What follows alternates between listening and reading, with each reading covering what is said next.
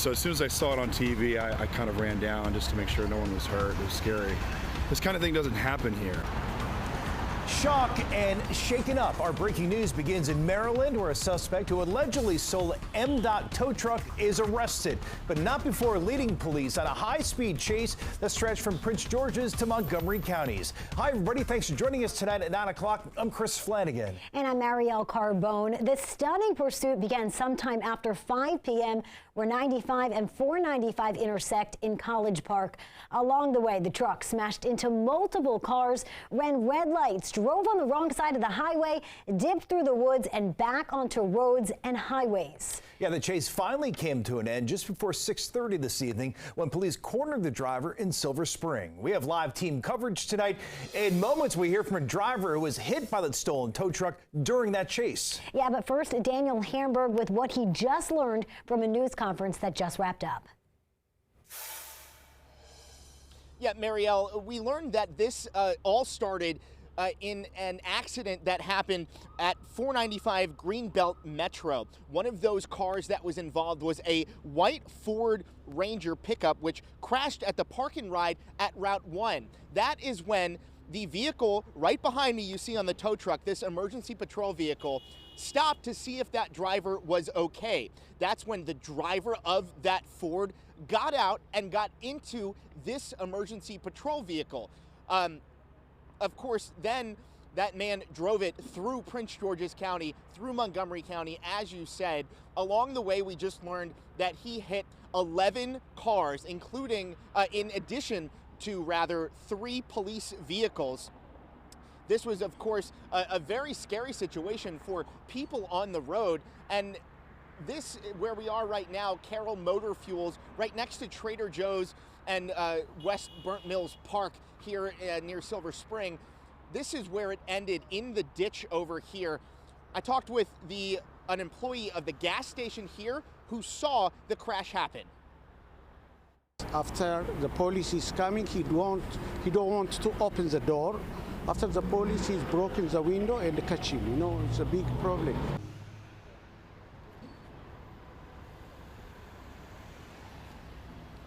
And so you heard it from him right there. The police actually spent a minute or two smashing the glass of that truck to try to get him out of there. It's unclear, if he was just sitting there or what was going on, but they did eventually take him into custody. People who live in this area heard what was going on, seeing the power lines being taken down, all of these cars being hit. And when it ended right here in his neighborhood, here's what one man I talked with had to say. So when I saw it, I was just dumbfounded because, like I said, it's not common here. It's weird. It usually happens like in Florida, so you don't really see this. So obviously a lot of people who just showed up to this scene because they were watching what happened unfold. We can tell you also, a lot of people who were watching this car chase happen in real time were wondering why police didn't get to him when he was weaving in and out of neighborhoods and through these streets. Well, it turns out they did have a tracking device in this State Highway Administration vehicle, so they were tracking him at a distance safely to figure out when they could eventually move in and arrest him. And when he got down to this ditch right here beneath the gas station, that's when they had their opportunity. We're live in Montgomery County. Daniel Hamburg, DC News Now. All right, thanks, Daniel. Well, now checking in with Yamari Sese. Yamari, you actually spoke with a driver who was a victim in all this. I can't imagine how terrifying that must have been. Yeah, that victim is definitely shaken up. Now, the suspect in the stolen MDOT truck, it started out in Prince George's County and then ended right here in Montgomery County. I'm going to step out the way because you can see right here on this main road how this truck actually drove on the road and came on the wrong side of the road, and that's when he hit multiple cars. You can see the tire skid marks on the ground, and we're going to maneuver over here, and you can actually see the tow truck being loaded up. You can also see some tire marks on the grass where the tow truck ended in this entire chase. Now, one woman I spoke to said she was driving home from work, and that's when she saw the the truck coming in her direction, and it sideswiped her car. Her tire is messed up. Her entire side of the car is messed up as well, and then her mirror is completely damaged. Take a listen to what she had to say. Me and my brother were shaking, was scary. I thought he was gonna die because he on that side, you know. I hit straight to him. Oh my God.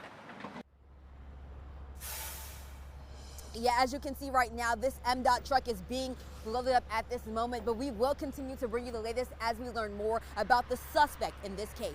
For now, reporting in Montgomery County, I'm Yalmarie Sase. Back to you guys. Yalmarie, just a bizarre evening there in Montgomery County and Prince George's County as well. And we'll have much more. Yalmarie and Daniel continue working their sources, work the scene there. We'll see them again at the bottom of the hour. Yeah, and then coming up again at 10 o'clock in our 10 o'clock newscast, as well as online. You can look for updates there, dcnewsnow.com. All right, meanwhile, our other big story tonight, that is the snow, of course, heading our way. Let's get right to Chief Meteorologist Janessa Webb. Yeah, Janessa, when will we start seeing some of that snow here in the D.C. area?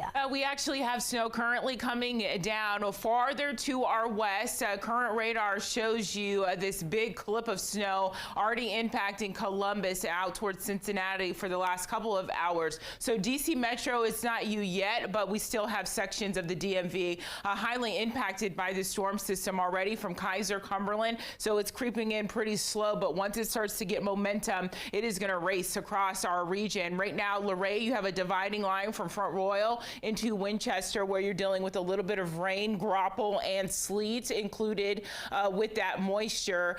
Really, we're not going to get to D.C., parts of Fairfax County into Montgomery County until about that midnight hour, and then the dumping of snow, will make its way in around 1 to 4 a.m. So hopefully you're going to be off the streets, good sleeping weather, and then waking up, we will have to get the plows out there very quickly because this will drop quite a few inches across the region. So now through midnight, it moves across the corridor of I-95. As I said, 1 to 3 to about 4 a.m. That's when you're going to see the steady snow making its way into Prince George's County.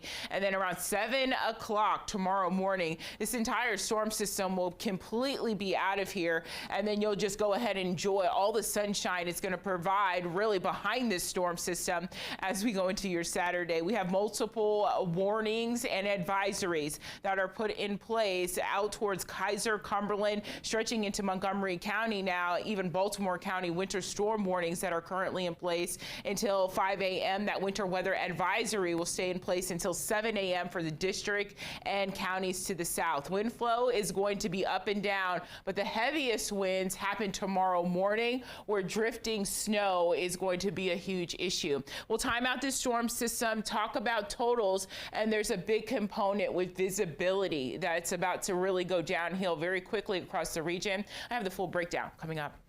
All right, thanks, Janessa. We'll look forward to that. Well, snow prep is in full swing in the district. Crews started spraying salt brine on those major roads last night. That keeps crews from having to spread as much rock salt once the snow starts falling. D.C. Public Works crews say this. 10 o'clock tonight, we start what is known as a full deployment, where we'll have over 200 pieces of equipment out here to take care of our district streets. We're also going to try to get into the residential areas a lot quicker.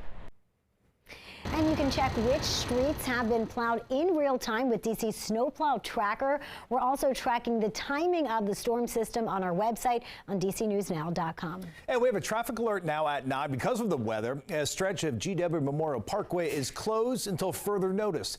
The closure impacts the northern part of the parkway between the Beltway and Spout Run. We'll let you know when that roadway does reopen. Developing right now, police are investigating after a teen girl was shot at the Glenmont Metro station today.